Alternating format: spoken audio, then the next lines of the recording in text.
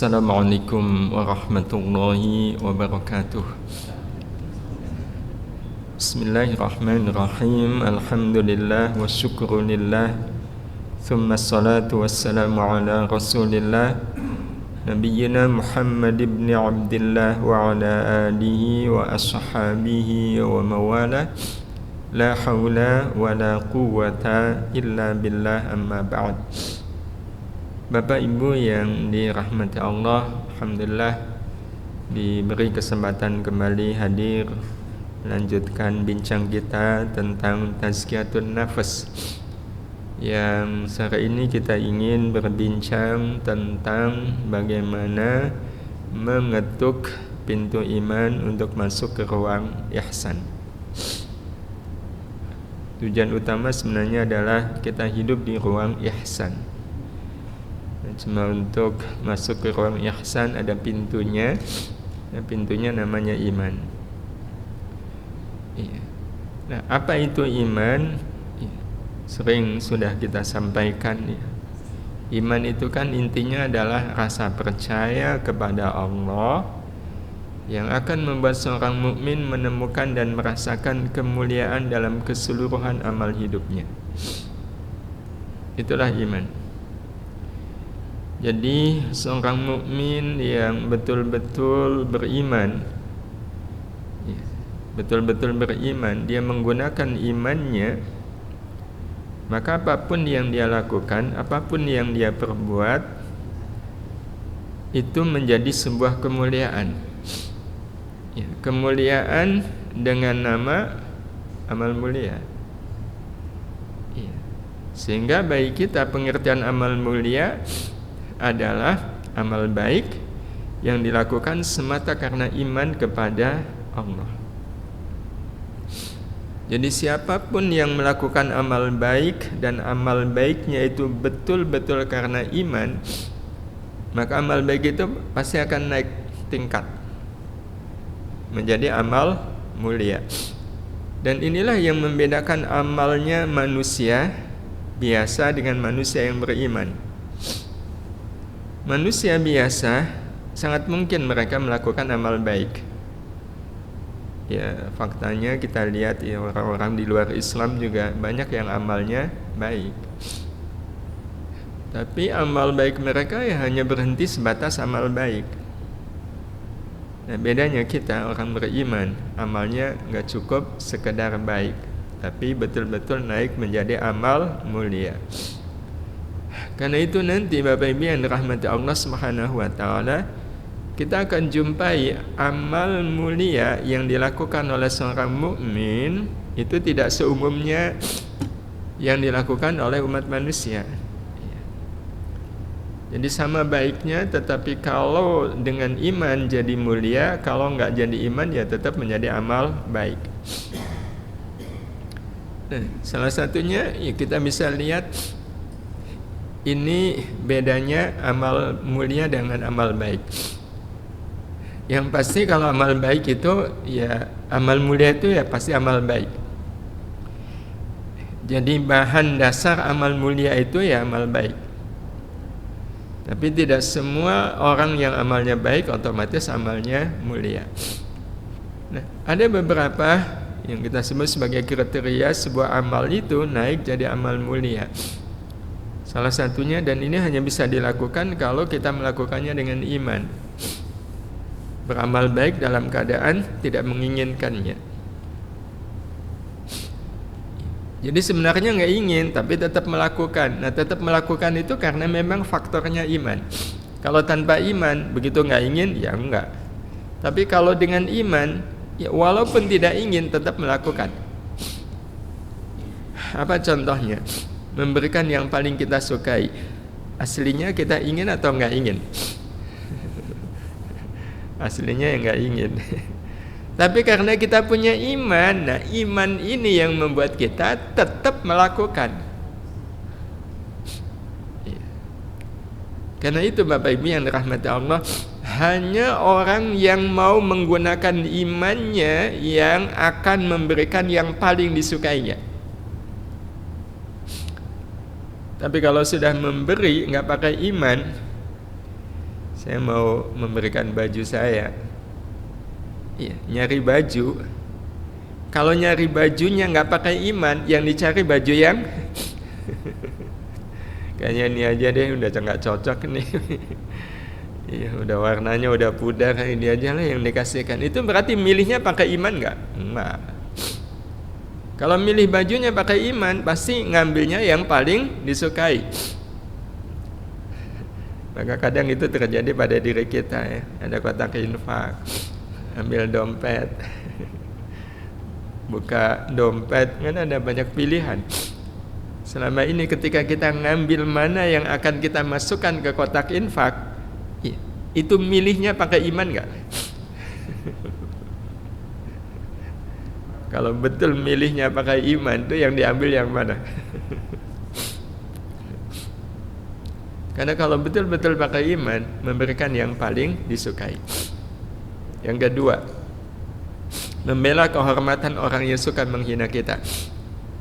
Ini hanya bisa dilakukan oleh siapa, Bapak Ibu? Orang yang menggunakan imannya.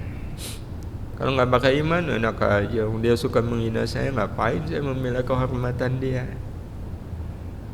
Tapi kalau pakai iman, justru akan dibela kehormatan orang yang menghina. Membahagiakan orang yang kehadirannya tidak membuat kita bahagia. Aslinya kita ingin nggak? Enggak.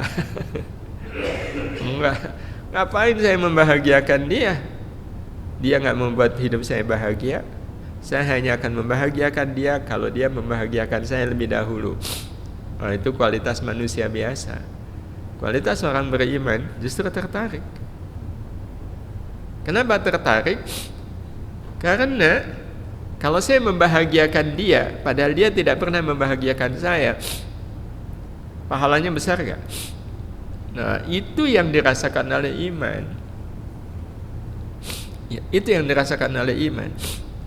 Ya, karena itu sangat wajar kalau di Quran Allah berulang kali menyebutkan bahwa sangat boleh jadi ada di antara kita itu menjadi ujian bagi yang lain.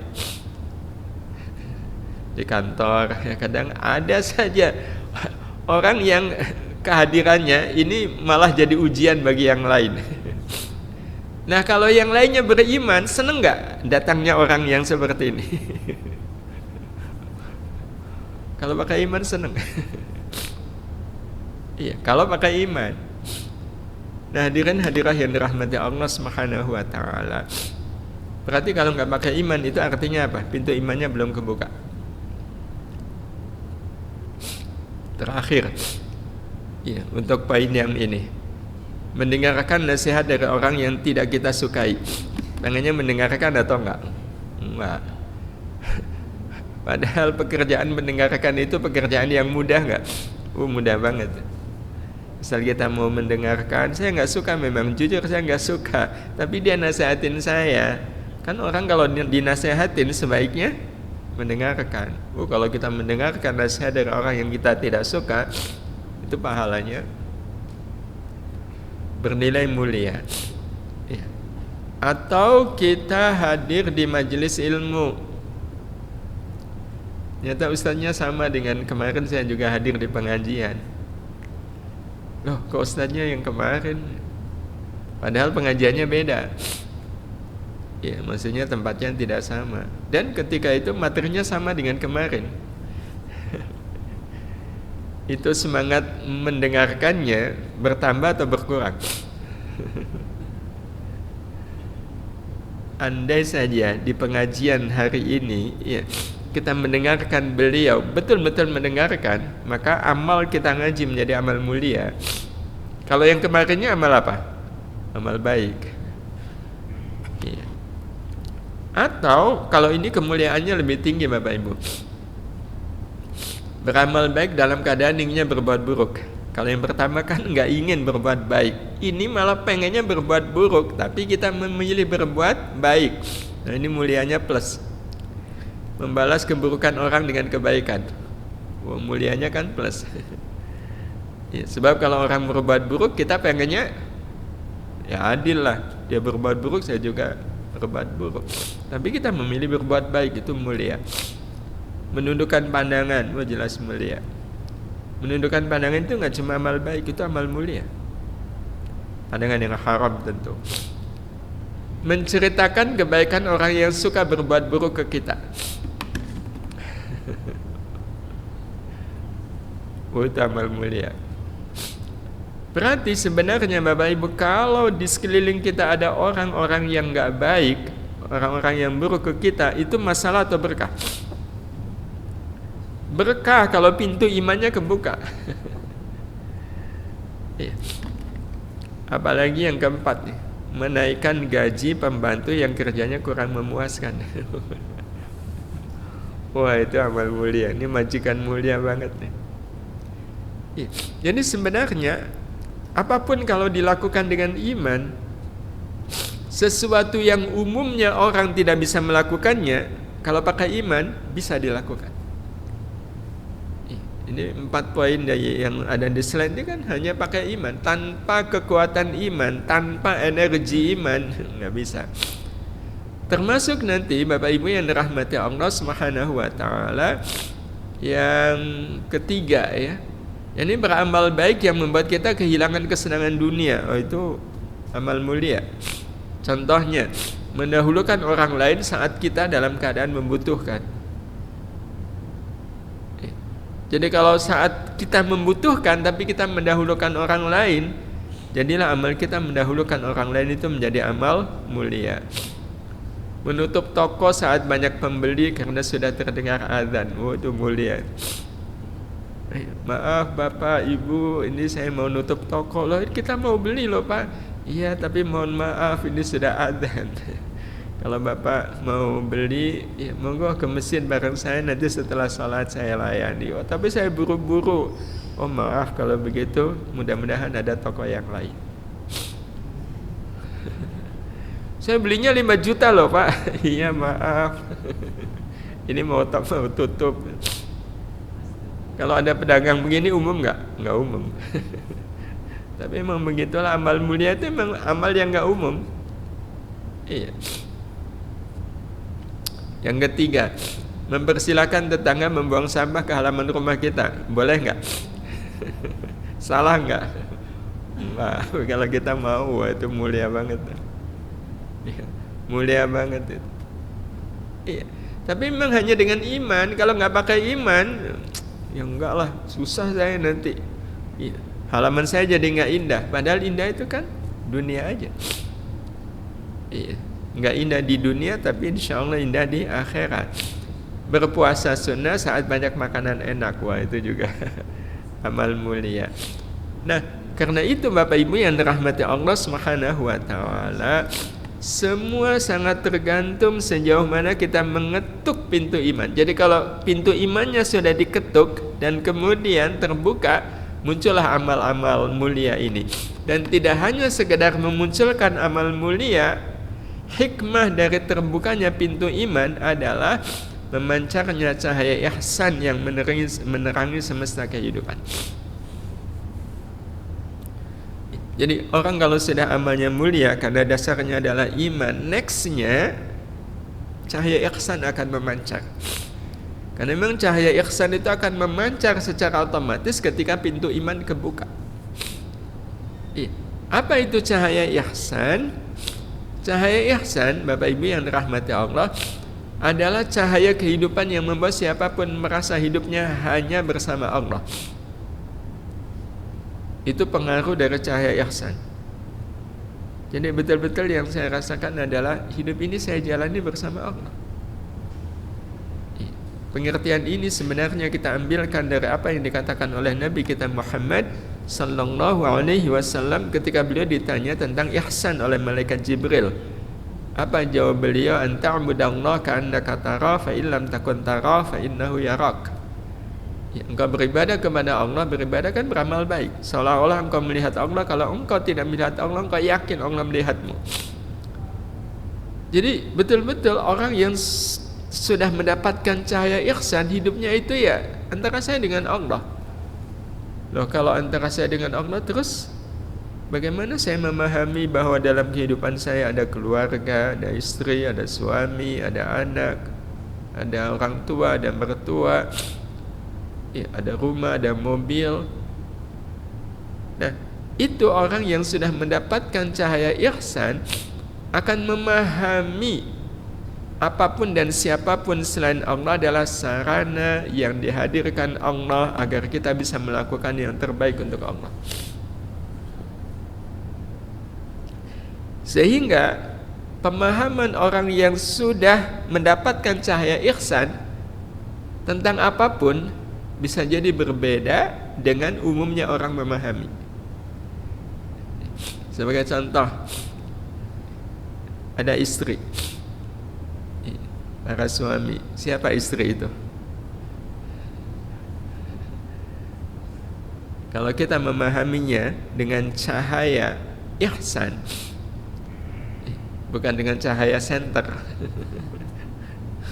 tapi dengan cahaya ihsan, maka kita akan memahami yang namanya istri adalah sosok yang dihadirkan oleh Allah dalam kehidupan saya agar saya melakukan yang terbaik untuk Allah.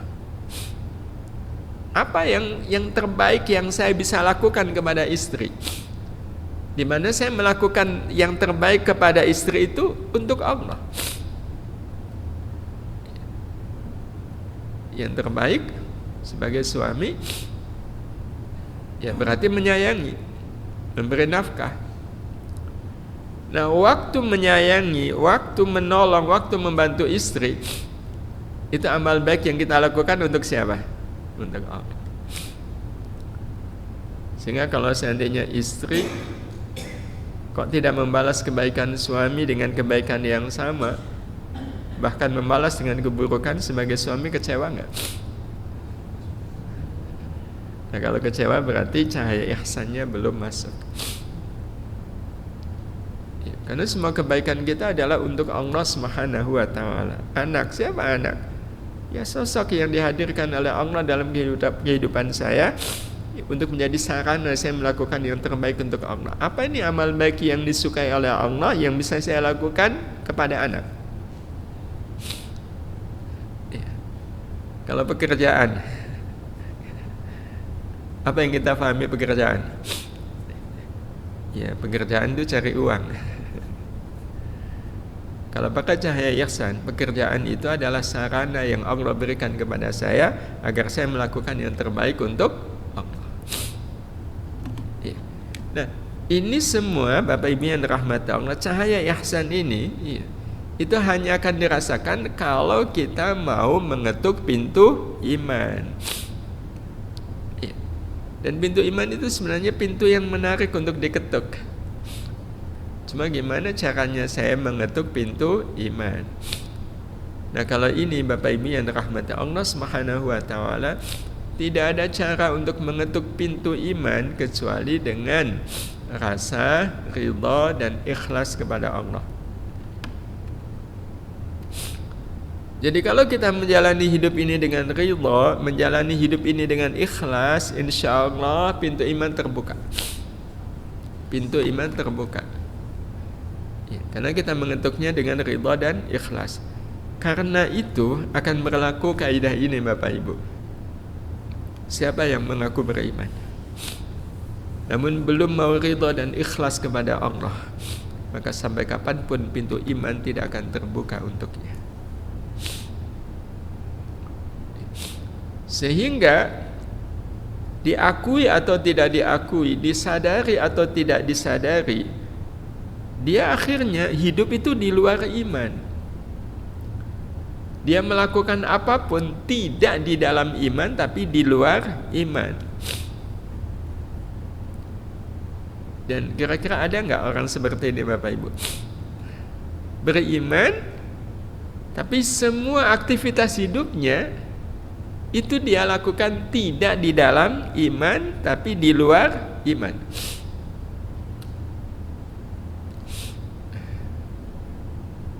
Ada orang mengaku beriman, terus dia sholat. Pas sholat imam kok bacanya panjang sekali. Ngerutu nggak Bapak Ibu? Kalau ngerutu itu artinya dia sholat tidak di dalam iman tapi di luar iman. dia sholat nggak pakai iman. Iya, dia sholat nggak pakai iman. Kenapa? Karena memang pintu imannya belum kebuka. Kenapa belum kebuka? Belum diketuk. Karena pintu iman kalau sudah diketuk dan diketuknya dengan ridha dan ikhlas pasti kebuka. Iya. Jadi kalau orang belum ridha, belum iman, belum ikhlas, walaupun dia beriman, itu kalau digambarkan ya seperti orang punya rumah, tapi kalau pintunya nggak kebuka, tidurnya di teras. Sama dengan siapa? Sama dengan gelandangan.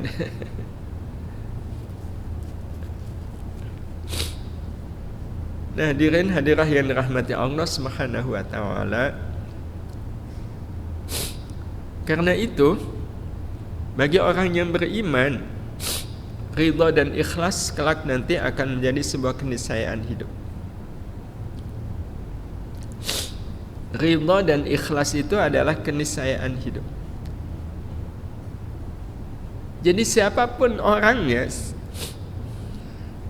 selama dia hidup, aslinya ridha dan ikhlas. Yang kalau orang ridha dan ikhlas dan dia beriman, pasti imannya terbuka. Cuma yang jadi masalah kadang, ini kalau kita ditanya ridha dan ikhlas itu susah atau gampang? Ridha dulu, ridha itu susah atau gampang? Susah. Kenapa susah? Kita dihina orang, ridha nggak Pak? Sulit ya ridha. Padahal kalau kita dihina orang dan kemudian kita ridha, enak nggak? Dihina orang kita ridha, enak nggak Pak? Enak kan? Kalau nggak ridha, nggak enak. Kita maunya yang enak atau yang nggak enak? Maunya kan yang enak. Nah, yang enak itu ada pada ridha. Tapi kok rasanya berat untuk ridha? Itu sebenarnya sebuah keanehan nggak Bapak Ibu? Itu keanehan. Ya. Padahal karena itulah kita katakan tadi bahwa ridha adalah dan ikhlas itu keniscayaan hidup. Keniscayaan hidup seniscaya bernafas bagi orang yang masih hidup. Seniscaya bernafas bagi orang yang masih hidup. Tanda orang masih hidup itu apa? Bernafas. Orang kalau nggak bernafas kan tandanya nggak hidup. Dan Bapak Ibu, aktivitas bernafas itu aktivitas yang mudah atau sulit dilakukan. Kita akan melihat dalam kehidupan siapapun tidak ada aktivitas yang paling mudah untuk dilakukan kecuali aktivitas bernafas. Karena bernafas sambil apapun tetap bernafas. Tapi kalau seandainya kita lagi kerja, nggak bisa disambi kalau ada aktivitas yang lain. Nah, kalau bernafas itu mudah, semudah itu pula ridha dan ikhlas.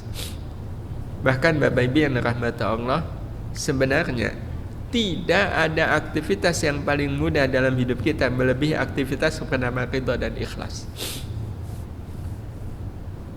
Sehingga kalau seandainya ada orang yang merasa ridha dan ikhlas itu berat, sulit, itu seperti orang bernafas. Ada nggak orang yang bernafas dia kesulitan? Sulit bernafas, sakit bahkan ketika bernafas. Kalau ada itu tandanya apa? Ada masalah. Ada masalah. Dan analogi ridha dan ikhlas dianalogikan dengan bernafas itu contoh yang paling pas. analogi yang paling pas. Kenapa? Di dalam bernafas ada berapa kegiatan Bapak Ibu? Ada 2 kan? Apa 2 itu? Menghirup O2, melepaskan CO2. Menghirup O2, melepaskan CO2. Itulah bernafas. Maka dalam bingkai iman, hidup yang betul-betul hidup yang sesungguhnya adalah hidup menghirup udara ridha, melepas udara ikhlas. Menghirup udara ridha. Berarti ridha itu ada di mana? Di dalam. Dan memang ridha itu harus ada di dalam. Ridha itu harus mengisi seluruh relung hati kita. Jadi sama kalau kita menghirup O2 kan, O2 harus menyebar ke seluruh tubuh kita, terutama ke kepala. Iya. Jadi ridha itu harus ada di dalam diri kita. Kita harus sering-sering menghirup udara ridha. Nah, ketika sudah dihirup, sebagaimana bernafas, harus dilepaskan. Nah, waktu melepaskan itu yang dilepaskan adalah udara ikhlas. Udara ikhlas.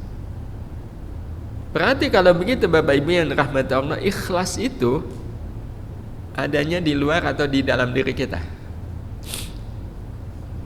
Harusnya di luar, bukan di dalam. Kenapa harus di luar? Karena setelah kita ridha muncul ikhlas. Nah, ikhlas ini yang harus dikeluarkan. Nah, ketika ikhlas dikeluarkan itu harus ada wujudnya. Apa wujud dari ikhlas yang dikeluarkan? Wujudnya amal. Wujudnya amal. Nah, amal itu di luar atau di dalam? Kan di luar, bukti di luar kelihatan. Dan ini sekaligus Bapak Ibu merevisi mindset kita selama ini antara amal dengan ikhlas. Yang selama ini terjadi pada diri kita, beramal dulu baru kemudian berusaha ikhlas. Beramal agar saya bisa ikhlas, atau karena ikhlas akhirnya saya beramal. Yang kedua, karena saya ikhlas, karena sebab saya ikhlas, itulah yang mendorong saya beramal. Itu konsepnya yang betul, mudah untuk diaplikasikan. Karena ada ikhlas, ada amal. Itu bicara soal wadah dan isi. Nah, yang jadi wadah itu apa? Yang jadi isi apa? Selama ini kita memahami amal itu wadah, ikhlas itu isi. Nah, ini yang menyebabkan orang jadi sulit untuk ikhlas. Ikhlas itu wadah, isinya amal.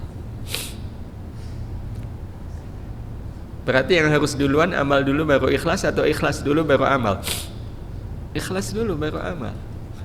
Dan untuk bisa ikhlas, Bapak Ibu yang dirahmati Allah, kuncinya ada pada ridhonya kita ke Allah.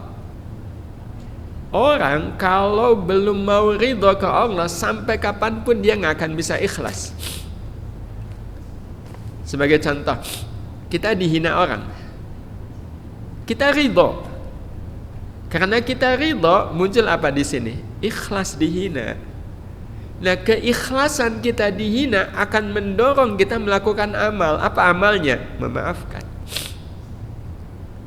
Karena itu orang yang ikhlas untuk memaafkan kesalahan orang itu butuh waktu lama enggak? Enggak, saat itu juga. Dan itu sesuai dengan teori nafas. Kita Bapak Ibu yang dirahmati Allah, kalau bernafas, setelah tarik nafas apa yang kita lakukan? dihembuskan. Kapan mengembuskannya? Saat itu juga. Dan inilah konsep yang kita sering nggak sesuai. Saya pasti memaafkan dia, pasti saya. Ya, saya tahu dia bermasalah, saya pasti akan memaafkan dia, pasti. Tapi saya butuh waktu seminggu. Berarti seperti orang narik nafas, menghembuskannya kapan? Iya, pasti jadi penyakit lah. Iya, pasti jadi penyakit. Itu sebenarnya masalahnya dia belum ridho dihina. Dia belum ridho dihina. Hadirin hadirah yang dirahmati Allah Subhanahu wa taala. Karena itu kalau kita menggunakan konsep ini, perhatikan yang harus kita lakukan adalah ikhlas dulu atau ridho dulu. Ikhlas dulu. Karena memang kita nggak akan mungkin menghembuskan nafas kalau nggak tarik nafas. Dan sekarang kalau kita ini bernafas ya, bernafas kan menghirup oksigen. Kita pengennya oksigen yang kita hirup itu oksigen yang bersih atau yang kotor? Yang bersih. Berarti kita harus kemana? Agar kita bisa mendapatkan oksigen yang bersih. Ke Malioboro? Enggak. Kita pergi ke gunung kan? Ke desa yang nggak ada polusi. Wah, itu oksigennya segar. Nah, berarti kalau kita pengen menghirup udara ridho, kemana kita pergi? Karena memang ridho itu harus ada di dalam diri kita. Sering-seringlah kita menghirup udara ridho. Sering-sering. Dan bedanya Bapak Ibu yang dirahmati Allah, kalau kita sering menghirup udara ridho, sering ada udara ridho, kita hirup, itu nanti menjadi permanen di sini. Begitu dikeluarkan, yang keluar itu ikhlas. Berarti sekali lagi kita harus sering-sering menghirup udara ridho. Nah, untuk bisa mendapatkan udara ridho, caranya silaturahimlah ke rumah teman yang kalau dia ngomong itu mesti nyelekit.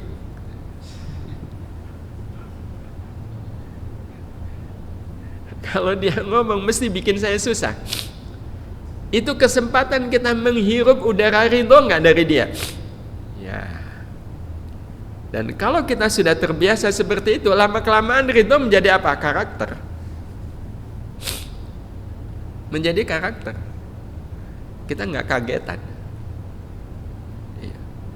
Orang yang akhirnya sulit ridho itu karena memang dia nggak terbiasa menghirup kesusahan hidup.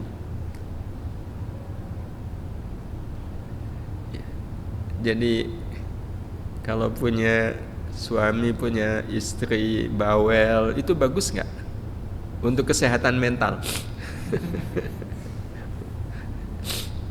Bagus. Dihirup aja ridho. Kalau ridho jadi ikhlas, kalau ikhlas nanti akan menghasilkan amal. Nah, terus bagaimana caranya kita bisa hidup ridho dalam bimbingan iman? Meyakini semua takdir hidup adalah undangan baik dari Allah. Kadang sih memang kita nggak harus nyari-nyari seperti yang tadi kita sampaikan ya. Jadi apapun kita pahami sebagai takdir hidup, undangan baik dari Allah Subhanahu wa taala, kemudian menerima takdir sebagai kehormatan dan pemuliaan dari Allah. Dan itu saya lihat sendiri Bapak Ibu, pribadi yang bagi saya keikhlasannya luar biasa. Allah memberikan takdir kepada beliau itu, takdir yang betul-betul gak enak. Jadi beliau gak punya kaki, lutut saja beliau gak punya. Jadi kalau beliau berjalan itu merangkak, bertumpu pada tangan. Tapi beliau bahagia dengan keadaan seperti itu. Beliau bahkan merasa bahwa keadaan beliau seperti itu adalah kehormatan dari Allah, pemuliaan dari Allah. Kita kan heran ya. Pada saat kita tanya, kok punya pandangan seperti itu? Ya, saya bersyukur dengan keadaan saya seperti ini. Apa yang membuat bersyukur? Ternyata yang membuat beliau bersyukur adalah karena dengan keadaan saya seperti ini, banyak orang-orang yang ketika melihat keadaan saya yang tadinya susah jadi nggak susah. Jadi kadang ada orang nggak punya sandal gitu ya. Lihat yang lain punya sandal, dia susah. Tapi begitu ngelihat saya nggak punya kaki, beliau jadi bersyukur. Ya Allah, ternyata ada yang lebih susah dari saya. Nah, seperti ini yang membuat beliau bahagia. Ya Allah, ini berarti orang ridhonya ridho kualitas apa? Takdir nggak punya kaki sebagai kehormatan dan pemuliaan dari Allah. Karena dia merasa dirinya seperti orang yang dihadirkan untuk menjadi jalan kesyukuran bagi yang lain. Dan kemudian menjadikan takdir sebagai kesempatan beramal baik. Ya. Kalau kita melakukan tiga ini, itu artinya kita sudah mengetuk pintu iman. Ya, pasti akan terbuka pintu iman itu. Nah, ketika terbuka akan melahirkan amal yang ikhlas. Iya, melahirkan amal yang ikhlas. Wujud amal ikhlasnya beramal baik semata karena rahmat Allah, tidak mengharapkan apapun selain rahmat Allah, dan mengembalikan semua hasil amal kepada rahmat Allah. Ini ikhlas yang betul-betul ikhlas. Saya beramal ini karena rahmat Allah. Tidak mungkin saya bisa membaca Quran sehari 1 juz kecuali itu rahmat Allah. Berobat, saya bisa berobat ini rahmat Allah. Harapannya apa? Rahmat Allah. Ketika kemudian sembuh itu rahmat Allah. Jadi tidak ada kemudian, Pak sembuh, iya berobat. Wah, kalau saya nggak berobat nggak mungkin sembuh. Itu nggak ikhlas. Jadi yang membuat kita sembuh adalah karena rahmat Allah Subhanahu wa ta'ala. Nah, kalau sudah begini, insyaallah cahaya ihsan akan memancar dengan sendirinya, yang membuat kita menjalani hidup itu ya sepenuhnya antara saya dengan Allah. Kita ngaji begini sebenarnya antara kita dengan siapa? Allah. Ya. Allahu a'lam. Mudah-mudahan sudah ada gambaran bagaimana kita menjalani hidup ini dengan sepenuh iman. Menjadikan amal kita insyaallah menjadi amal yang mulia di sisi Allah Subhanahu wa ta'ala. Amin ya Allah ya Rabbal Alamin. Enggak terasa 4/4 ya. Mudah-mudahan bermanfaat. Kita akhiri dengan doa kafaratul majlis. Subhanakallahumma hamdika asyhadu an la ilaha illa anta astaghfiruka wa atubu ilaik. Assalamualaikum warahmatullahi wabarakatuh.